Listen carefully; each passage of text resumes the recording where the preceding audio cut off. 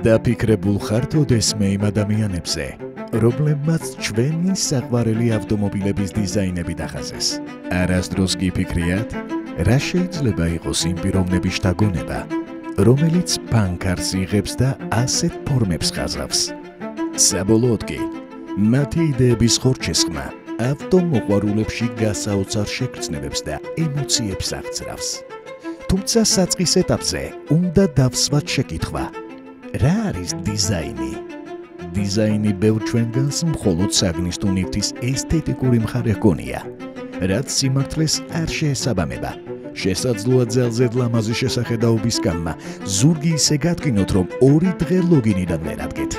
ასეთი ტიპის სკამზე შეიძლება ვთქვათ, რომ უმშვენიერესი სტილი გააჩნია, მაგრამ საშინელი დიზაინი აქვს.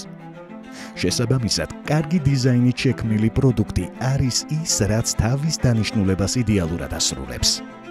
მიუხედავად ამ დოგმისა, ზოგისთვის ეს სკამი შესაძლოა ნებისმიერ კომფორტულ და მოსახერხებელ სავარძელზე უმჯობესიც იყოს. რატომ? იმიტომ, რომ ის აღძრავს ემოციას. ავტომობილები კი ზუსტად ამის გამო გვიყვარს. მაშინ, როდესაც ამა თუ იმ მოდელის კორპუსის ფორმებს ან ინტერიერის მოყვანილობას უყურებთ, თქვენ ხედავთ იდეასა და ორიენტაციას, რომელიც დიზაინერთა ჯგუფის მიერ იქნა კონცეპტუალიზებული. ეს ადამიანები საერთო მიზნისთვის მუშაობენ. მთავარი დიზაინერი კი მსოფლიოს იმ ინოვაციურ და ულამაზეს პლატფორმებს ქმნის, რომლებიც საბოლოოდ მწარმოებლებს ახალი სიმაღლეების დაპყრობაში ეხმარება. ასეთი შემთხვევები კი ხშირი არ არის. მაშა სადამე, ამ ვიდეოში სწორედ ასეთ გამონაკლისებზე და ავტოინდუსტრიაში ყველაზე გავლენიან დიზაინერებზე ვისაუბრებთ. ხო მართლა, მოიწონეთ ვიდეო, გამოიწერეთ კრისტალ აუტოს არხი და გააქტიურეთ ზარის ღილაკი. ქრის ბენგლი.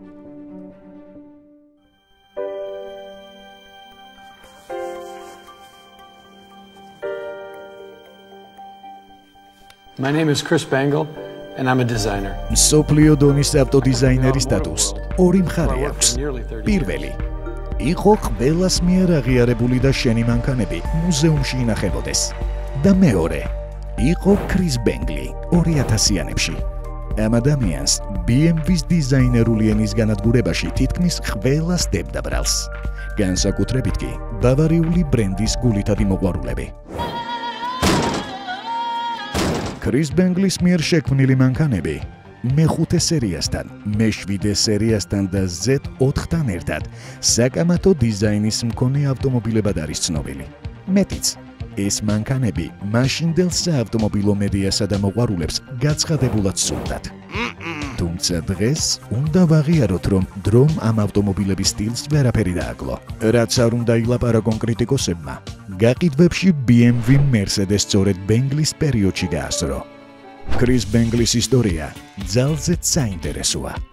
კალიფორნიაში, პასადენაში არსებული ხელოვნებისა და დიზაინის კოლეჯის დამთავრების შემდეგ გერმანიაში გაემგზავრა. მალევე ოპელში დასაქმდა. 1990 წელს ბენგლი ფიატის ლეგენდარული მოდელის კუპეს დიზაინერული ჯგუფის უფროსად მოგვევლინა. ფიატში დიზაინერის ყველაზე გამორჩეული ნამუშევარი სწორედ კუპეა. ავტომობილის უნიკალური ფორმები რეტრო სტილსა და მოდერნულ ხედვებს შორის დგას. 1992 წელს ქრის ბენგლი BMW-ში მთავარ დიზაინერად დაინიშნა. სხვათა შორის, ეს პირველი შემთხვევა იყო, როდესაც BMW-მ საპროექტო განყოფილება ამერიკელს ჩააბარა. BMW-მ ახალ აღმასრულებელ დიზაინერს საკუთარი შესაძლებლობების დემონსტრირებისთვის სუფთა ფურცელი Z9 Gran Turismo-ს კონცეპტისთვის მისცა. 1999 წელს ფრანკფურტის ავტოჩვენებაზე წარმოდგენილი მოდელი კარბონისგან იყო დამზადებული. ამ მანქანის დიზაინმა თანამედროვე ხედვების ინტეგრირებისა და კომპანიის სამომავლო დიზაინერული ენის მომზადებაში დიდი როლი შეასრულა. Z9-ს ფორმები კი 2003 წელს ახალმა მე-6 სერია მიიღო. მარჩელო განდინი.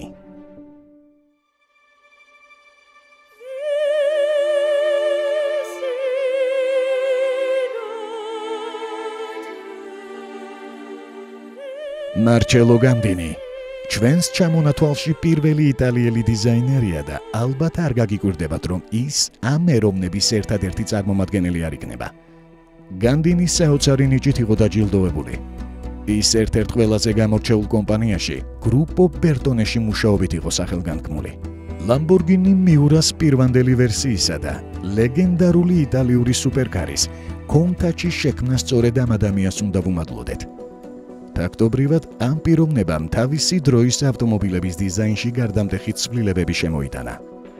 Lamborghini-ის მთლიანი ისტორია და ტრადიციები თითქოს მის დიზაინში არეკლილი. ეს დრამატული სტილის მქონე მანქანები ქუჩებში ყველაზე თვალის მომჭრელია. მათი უმეტესობა ღია, ხასხასა ფერშია შეღებილი. Lambo ხომ სწორედ ის ავტომობილია, რომლის ქუჩაში დანახვის დროსაც შვილი მამას მაისურს გაჩავს და ეუბნება: "მამა, შეხედე." უამრავი თანამედროვე სუპერკარის მწარმოებელი კომპანიისთვის სწორედ ეს მოდელები გახდა შთამაგონებელი, რაც მარჩელო განდინის დამსახურება გახლავთ. კარიერის განმავლობაში განდინის უამრავ ავტომწარმოებელთან უმუშავია. მის პორტფოლიოში ისეთი ავტომობილები შედის, როგორიც Bugatti EB100-ის პირველადი პროტოტიპი, Cizeta Moroderi და Renault 5 Turbo-ა. აღსანიშნავია, რომ მარჩელო განდინის ხელმომწერი სტილი დროს უსწრებს და ყველა სხვა დიზაინერული ხედვისგან განსხვავებულია. Giorgito Giugiaro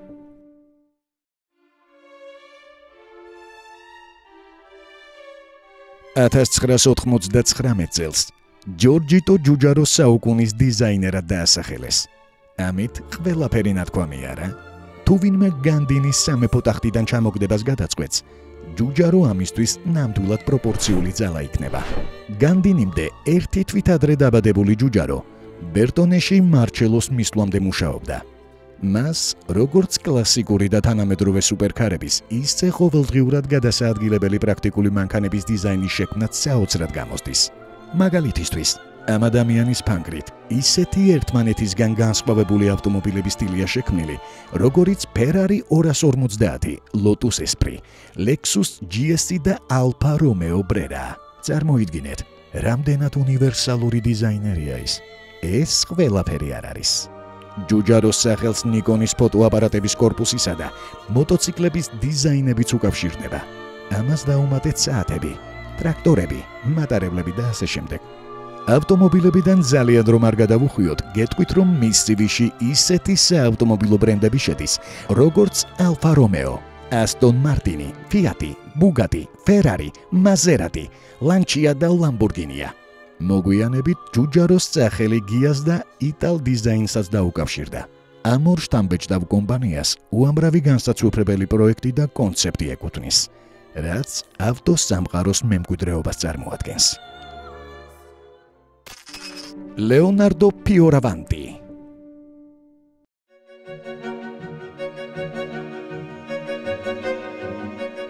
ალბათ ცოტა უცნაურია ის ფაქტი, რომ იტალიური საავტომობილო დიზაინის მამები რამდენიმე თვის განსხვავებით არიან დაბადებულები. პირველი კი ლეგენდარული Leonardo Fioravanti იყო. სამწუხაროდ მისი სახელი ინდუსტრიაში ისე ხშირად არტრიალებს, როგორც ეს განდინისა და Giugiaros შემთხვევაშია. ეს კი დიდი უსამართლობა გახლავთ. ძალიან დიდი. ინჟინერმა და საოცარმა დიზაინერმა თავისი ცხოვრების უდიდესი ნაწილი Battista Farinas კომპანიაში, Pininfarinaში გაატარა. ამ პერიოდში კი მან Ferraris საკულტო ფორმები და სტილი შექმნა. სოფლიოში პირველი საგზაო შუაძრავიანი Ferrari Dino სილუეტი სწორედ Fioravantis გონებაში დაიბადა. ამის შემდეგ იყო 308, 328 და 512 ბერლინეტა ბოქსერი. თუმცა ეს ჩამონათვალი არაფერია 288 GTO-სთან და F40-თან შედარებით. შესაძლოა იმ პერიოდის ბავშვებს კედელზე Giugiaros მიერ შექმნილი Lamborghini-ის სურათები ჰქონდათ ჩამოკიდებული, მაგრამ თუ მათ ფანქრებს მისცემდით და სუპერკარის დახატვას თხოვდით, ისინი ან 288-ს ან F40-ს დახატავდნენ.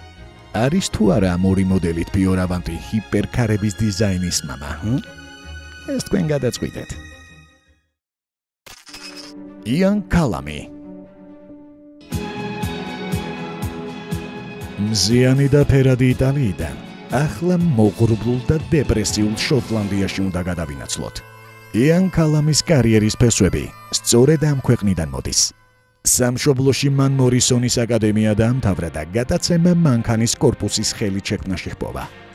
14 წლის ასაკში მან იაგუარის დიზაინერული ენა თავისებური ხედვით გვაჩვენა და იმედოვნებდა, რომ ერთ დღესაც ევროპული მწარმოებელი მას დაიქირავებდა. იანმა საბოლოოდ ამ მიზანს მიაღწია, მაგრამ იქამდე 10 წელი მცდელობაში გაატარა. ამავე პერიოდში მან გლაზგოს ხელოვნების სკოლაში ინდუსტრიული დიზაინი შეისწავლა, ხოლო მოგვიანებით ლონდონის ხელოვნების სამეფო სკოლაში საავტომობილო დიზაინის მაგისტრის ხარისხი მოიპოვა. იანის საავტომობილო კარიერა 1979 წელს ფორდში დაიწყო. აქ მან ისეთი მოდელების შექმნას ჩაუყარა საფუძველი, როგორიც ლეგენდარული RS 2000 და Escort RS Cosworth გახდათ. 11 წლის შემდეგ კალამმა ბედი TVR-ში სცადა. ამ პერიოდში კალამმა Aston Martin DB7 და Vanquish შექმნა. ორი საკულტო ნამუშევარი, რომელმაც უდიდესი პოპულარობა და გავლენა მოუტანა. 1999 წელს კი იანი მისთვის საოცნებო იაგუარში გადავიდა და ისეთი ავტომობილები შექმნა, როგორიც Jaguar XK და უახლესი Jaguar F-Type-ია.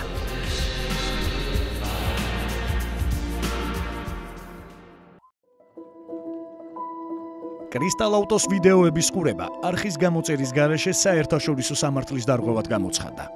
გამოიწერე ჩვენი არხი. ნუ იქნები უსამართლო. Luke Donker-Wolke. ახალი თაობის დიზაინერებზე საუბრისას Luke Donker ენა მოკუტყდა Volke არ უნდა გამოვტოვოთ. თანამედროვე ეპოქაში ერთ-ერთი კაშკაშა და თვალის მომჭრელი სტილის შექმნა სწორედ ამ ადამიანს უნდა ვუმადლოდეთ. დღეს დიზაინერების სახელები ისე არ ყვირის როგორც ადრე. ამის მიზეზი მარტივია. ახალი მანქანების დიზაინზე მუშაობის პრინციპი მნიშვნელოვნად შეცვლილი. მასზე თითქმის მთელი კორპორაცია მუშაობს. შესაძლოა ერთი ნიჭიერი დიზაინერი თავისი ხედვებით უცხო პლანეტელებზე წინაც კი იყოს, მაგრამ მისი სახელი კომპანიის ათასობით თანამშრომელში ჩაიკარგოს. მიუხედავად ამისა, კორპორაციულ მანქანას ერთი დადებითი მხარეც აქვს. ასეთი პოლიტიკით დიზაინერი ბევრ სხვადასხვა ტიპის ავტომობილზე მუშაობს. ამ მიზეზით Luke Donker გვარი გადაიკეთე Volke-ის კატალოგი ძალზედ ფართო და ვრცელია. საუკუნის დასაწყისში მან რევოლუციური დიზაინის მქონე Audi A2 შექმნა. და თუ რატომ იყო ეს მანქანა რევოლუციური, ეს კრისტალ ავტოს მაყურებლებმა და მკითხველებმა კარგად იციან. აღნიშნული მოდელის გამოსვლიდან მალევე Luke-მა Lamborghini Gallardo Sketch-ი შექმნა. 2013 წელს კი Bentley Continental GT-ის ფორმებიც დახაზა. ეს ყველაფერი არ არის. ეს ულამაზესი და სუნთქვის შემკვრელი Lamborghini მურსიელაგოც მისი იდეებითაა შექმნილი.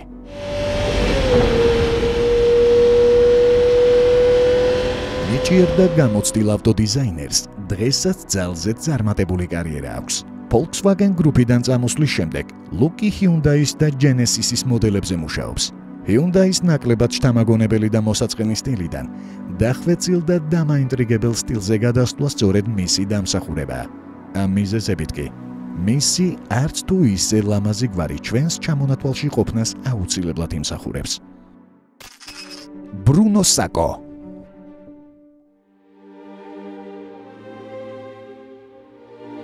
Bruno Sacco არის ადამიანი, რომლის მემკვიდრეობაც არათუ თაობებს დარჩება, არამედ კაცობრიობის არსებობის ციკლზეც გადაიჭიმება. ფაქტობრივად Mercedes-ის დიზაინერული ენა სწორედ ამ ადამიანმა შექმნა. Sacco იტალიაში 1923 წელს დაიბადა.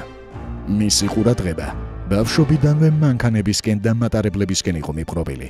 ამ მიზეზით მან ტურინის პოლიტექნიკური უნივერსიტეტი დაამთავრა. მოგვიანებით კი შესაძლებლობა მიეცა კომპანია Gia-სთვის ემუშავა და თვითმფრინავებისა და ავტომობილების დიზაინების შექმნაში მონაწილეობა მიიღო. მისი პროფესიული მიზანი Mercedes-ის დიზაინერული ატელიეს წევრობა გახდათ. Sacco-ს და Mercedes-ის გზები 1958 წელს გადაიკვეთა, როდესაც ახალგაზრდა Bruno კომპანიამ მეორე რანგის დიზაინერად დაიქირავა. თავდაპირველად ის ავტომობილის ჩონჩხის ინჟინერიაზე მუშაობდა. შემდეგ კი გაბარიტული კონცეპტებისა და კორპუსის დიზაინების ხელმძღვანელად დაინიშნა. სწორედ ამ პერიოდში Mercedes-მა W100-ის სახელით ცნობილი 600 სერია და W113-ის სახელით გამოშვებული SL შექმნა. კარიერის განმავლობაში ბრუნო საკოს Mercedes-ის ისეთი მოდელების დიზაინი აქვს დახაზული, როგორც A190i, W126 თაობის S-კლასი, W123, W124, W200, W220 და R230 თაობის SL-ია. ამ ჩამონათვალის მიღმა, საკოს შემოქმედება ერთ ძალზედ ინოვაციურ და უცნაურ ავტომობილსაც მოიცავს. ეს მანქანა C111 კონცეფტის სახელითაა ცნობილი, რომელსაც ეგრეთ წოდებული თოლიისებრი კარები აქვს, ხოლო კაპოტქვეშ 4 როტორიან 350 ცხენის ძალიან ძრავას მალავს. გერმანულ მწარმოებლებთან მუშაობისას ამ ადამიანის სამუშაო ფილოსოფია მარტივი იყო. Mercedes-ი ყოველთვის უნდა ჰგავდეს Mercedes. პიტერ სტივენსი. პიტერ სტივენსი საავტომობილო სამყაროში ერთ-ერთი ყველაზე გავლენიანი პიროვნებაა. თუ ინჟინრული პერსპექტივით შეხედავთ, McLaren F1-ის დიზაინი გორდონ მარის ეკუთვნის. თუმცა ამ ავტომობილის სილუეტი, პროპორციები და ფორმები სწორედ პიტერ სტივენსის ნიჭის ნაყოფია. სწორედ მისი დამსახურებაა, რომ დრომ F1-ს ვერაფერი დააკლო. ეს ის მინიმალისტური და მარტივი სტილი გახლავთ, რომელიც ნამდვილად მიმზიდველია. პიტერ სტივენსის CV მდიდარია ისეთი მოდელებითაც, როგორიც მაგალითად Jaguar XJ-R15, Lotus Esprit და Lotus Elan M-ია. აუცილებლად უნდა ვახსენოთ მეოთხე თაობის Subaru Legacy-ც, რომელიც მსოფლიოს მასშტაბით სასურველი ავტომობილი იყო. 2000-იანების დასაწყისში სტივენსი როვერისა და MG-ის მოდელების შექმნაშიც დიდ მონაწილეობას იღებდა. ალბათ ეს ჩამონათვალი საკმარისია იმისთვის, რომ სტივენსზე შესაბამისი წარმოდგენა შეგექმნათ. მის კატალოგში McLaren-ისა და Jaguar-ის შემდეგ ჩვენი საყვარელი მოდელი MG X-Power SV-ია. ეს ავტომობილი ყველასგან განსხვავებული და ამავდროულად სპორტული და ესთეტიკური შესახედაობისაა. ასეთი პროდუქტის შექმნას კი ცოდნასთან ერთად დიდი ნიჭიც სჭირდება. Malcolm Sayer. Malcolm Sayer ალბათ ყველაზე მკაცრი და ცივი იდეების მქონე ესთეტია. მან ომის დროინდელი საჰაერო ინჟინერიის საავტომობილო ინდუსტრიაში შემოტანა სცადა და ამით ახალი იდეოლოგიაც დაამკვიდრა. მეორე მსოფლიო ომის დროს Bristol Aeroplane კომპანიაში მონაწილეობის მიღების შემდგომ მან სწავლა ირანში, ბაღდადის უნივერსიტეტში დაიწყო. ქვეყანაში ის ინჟინერიის ფაკულტეტზე სწავლობდა და პარალელურად სამთავრობო ავტოპარკის შეკეთებისა და მოვლის სამუშაოებში იყო ჩართული. 1950 წელს Sayeri ბრიტანეთში დაბრუნდა. ის აეროდინამიკური მათემატიკის პრინციპებში კარგად იყო გარკვეული. ამავდროულად გათვითცნობიერებული იყო კონსტრუქციულ პროექტირებაშიც. ამ რთული სფეროების შესწავლის შედეგი იყო ის, რომ Malcolm Sayer-ით Jaguar-ის აღმასრულებელი ინჟინერი William Heinz-ი დაინტერესდა. მალევე კი საინჟინრო განყოფილების მხაცველ ოფიცრად დანიშნა. ბევრი რომ არ გავაგრძელოთ, Malcolm Sayer-ის სახელს Jaguar-ის თითქმის ყველა საკულტო მოდელის დიზაინი უკავშირდება. მათ შორისაა C და D Type, XJ13 და XJS. მისი ყველაზე გამორჩეული მოდელი კი ლეგენდარული E-Type-ია, რომელიც ინდუსტრიაში ერთ-ერთ ყველაზე ლამაზ ავტომობილად ითვლება. Walter De Silva.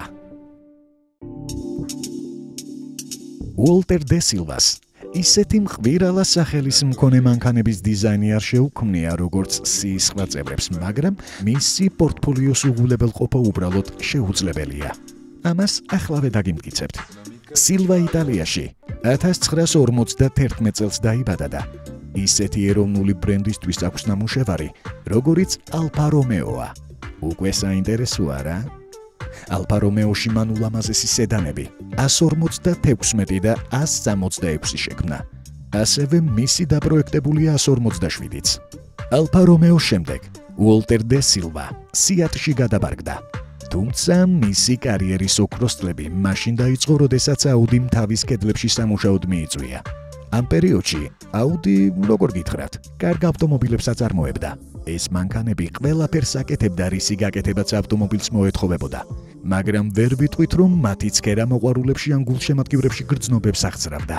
ეს ყოველივე კი უოლტერ დე სილვას გამოჩენისთანავე შეიცვალა. ზედა და ქვედა ცხაურის გაერთიანებით მან აუდის დიზაინში ახალი ნიშა შემოიტანა. ამ სტილით A5, Q7 და ბევრი სხვა მოდელი გამოვიდა. მათგან ყველაზე გამორჩეული კი ულამაზესი, საოცრად დახვეწილი და სპორტული Audi R8 იყო. ასევე სილვას ნამუშევრებში Lamborghini Miura კონცეპტი, ისტორიაში ერთ-ერთი ყველაზე ლამაზი ჰეჩბექი, შიროკო და უსაყვარლესი აფიც ამშვენებს. მე ვარ ზვიად სიკოლია, დიზაინერი. დავიბადე საქართველოში, თბილისში, ულამაზეს ქვეყანაში. მსოფლიო ავტოდიზაინერებთან ერთად ქართველი ავტოდიზაინერებიც არ უნდა დავივიწყოთ. ჩვენს ქვეყანაში ბევრი ნიჭიერი ადამიანია, რომელთა არსებობის შესახებაც სამწუხაროდ არ ვიცით. მათში ყველაზე ცნობილი ზვიად ციკოლიაა. შეიძლება ითქვას, რომ ჯორჯიტო ჯუჯაროს მსგავსად ისიც უნივერსალური დიზაინერია. მისმა შექმნილმა ბუგატის კონცეპტუალურმა მოდელმა მსოფლიოს ერთ-ერთ ყველაზე პრესტიჟულ საავტომობილო გამოფენაზე დიდი აღიარება მოიპოვა. როგორც ზვიადი ერთ-ერთ ინტერვიუში იხსენებს, მას თვით ქრის ბენგლი უკრავდა დაშს. ციკოლიას ავტომობილებთან ერთად თვითმფრინავებზე ძალიან ბევრი აქვს ნამუშევარი და ამ სფეროში უდიდესი გამოცდილება გააჩნია. ასევე ყველასთვის კარგადაა ცნობილი მისი საათები, სათვალეები და სხვადასხვა აქსესუარებიც. არ უნდა დაგვავიწყდეს ქართული შეიარაღებული ძალებისა და ეროვნული წარმოების სიამაყეც. დიდგორი და ლასიკა. ეს ჯავშან ტრანსპორტიორი და ქვეითთა საბრძოლო მანქანა. სწორედ ციკოლიამ დააპროექტა. აქვე უნდა ვახსენოთ უნიჭიერესი და პერსპექტიული დიზაინერი ლადო კობახიძეც. მასზე ყველაზე კარგად მისი ნამუშევრები საუბრობს. ჩვენი მაყურებლის უმეტესობამ კი შესაძლოა ამ ადამიანის არსებობის შესახებ არც კი იცის. სამწუხაროა. უფრო სწორად მაგრა ტეხავს რა, აი არსად სოფლიოში ესე არ ტეხავს როგორც ეხლა, აი აქ რა. ასევე დიდი პატივისცემით გაგაცნობთ ალექს იმნაძისა და გიორგი თედორაძის ნამუშევრებსაც.